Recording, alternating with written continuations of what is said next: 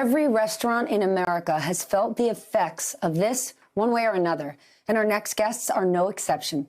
You know Tom Colicchio as the host of Top Chef. He's also the owner of Crafted Hospitality that runs 7 different restaurants. He himself has already had to lay off most of his 300 employees, and I promise you, they're like family. And in an attempt to keep the lights on at her San Francisco restaurant, Michelin star chef Dominique Crenn pivoted her business and created take-home meals for customers stuck at home. Her city, of course, one of the first to be shut down. The two join me now to answer your questions. Welcome to you both. I want to start with a question from Carlos Soto. He's the owner of Nosotros Tequila in Hermosa Beach, California. Let's take a look. Hi, guys. My name is Carlos Soto, and I'm the founder and CEO of Nosotros Tequila. We're a small batch tequila brand based out of Hermosa Beach, California. But I'm super curious to hear a little bit of your thoughts as to where you see the hospitality industry going after this.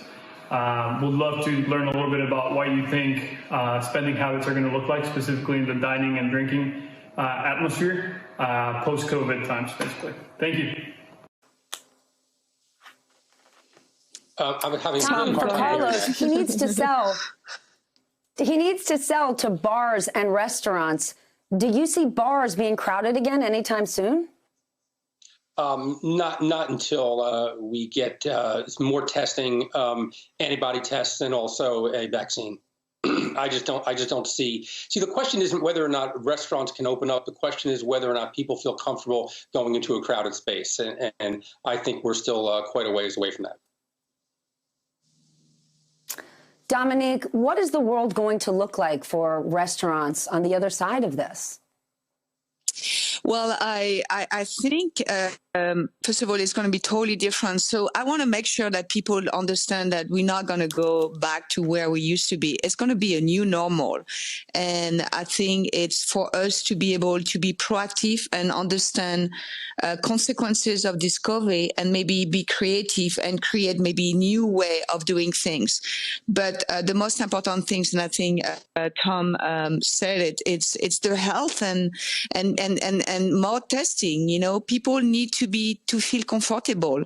But I'm hopeful that things are gonna be perhaps, you know, I always think that out of a tragedy there is always a light and there is always beauty. And we are the pillar of the of America, you know, food, you know, we are employing 15.6 million people. We are 4% of the GDP of America. So we're going to still be there, but we definitely going to be a restaurant probably going to be different. And I'm already thinking about this. And even if it's painful, it's exciting to try to find new way and to make a better world for our customer and for our employee, I think.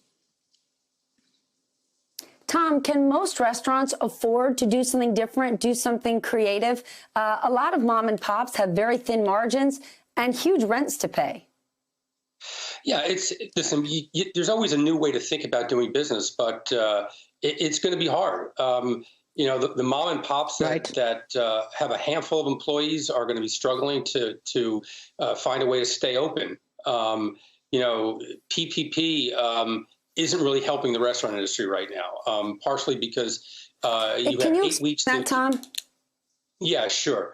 So the Paycheck Protection Program that came out of the CARE Act, it allows restaurants or small businesses to hire back their employees if they were laid off, and it lasts for 2 months. The problem with the restaurant industry right now is we're not open.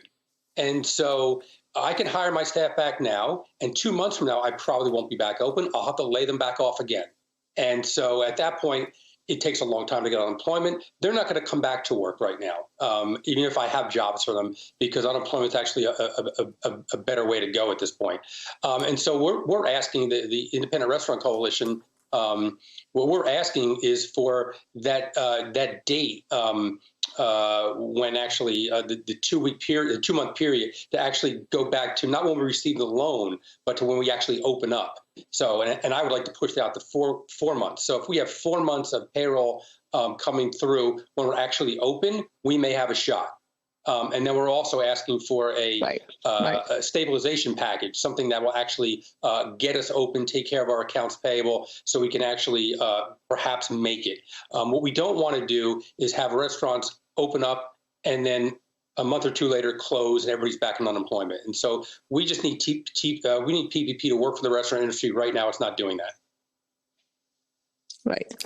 Dominique, your advice to a restaurant weighing whether or not to apply for this loan, since they might not know if they can open in 8 weeks. This is a good question. I mean, I will, make sure that I will tell them, yes, I mean, everybody needs to apply to whatever they can. But, once again, it's not just, like Tom said, it's not just about getting a loan. It's also getting the tool to those people that are struggling is it's going to be a long time, and we need support. We've been here. I mean, we are every day here for you guys. You come to eat, we cook food, we do charity work. Now it's time also to have maybe a space where we can have information, more education and help, A restaurant's not I mean, we can open tomorrow and like Tom said, we might close another in 2 months from now. So this is what we not want to do. So we need to be proactive. So we need to have a lot of help. Money is not going to do it, just money. It's education, is making sure that we have the right tool, we have the right information, we have the right help. So it's a lot. So, man, I mean, it's time for the government to step up, and we are the people that voting for all those people. So now it's your turn to take care of us. Seriously. Tom, one more question from Rhonda, a restaurant owner in North Carolina. She asks, we have it here. Her question is, what advice do you have for restaurant owners when things get back to normal, when things open back up? How do you get people comfortable and back in the door?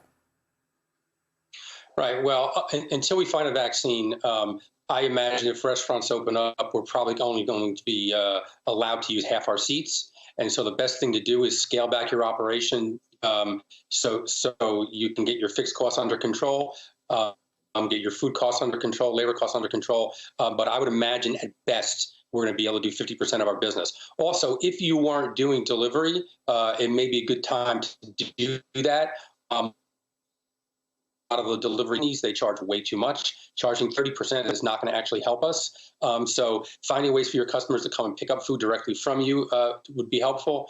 But in terms of people coming back, I suspect that after this is over, people are going to be dying to go out. They're going to be tired of eating their own food at home, no matter how good they get at it. They're going to want us, and they're going to want to come out and celebrate at the places that know them. If you remember that Cheers song, you want to go where everybody knows your name. People are going to want to feel that again. They're going to want to go to their restaurants. Right. They're going to want to celebrate not only with people who are going there, but they're going to want to celebrate with the staffs that they've come to know and love as well. And so I think that when we get back to normal, people are going to want to see us. It's just a question of what does normal look like again.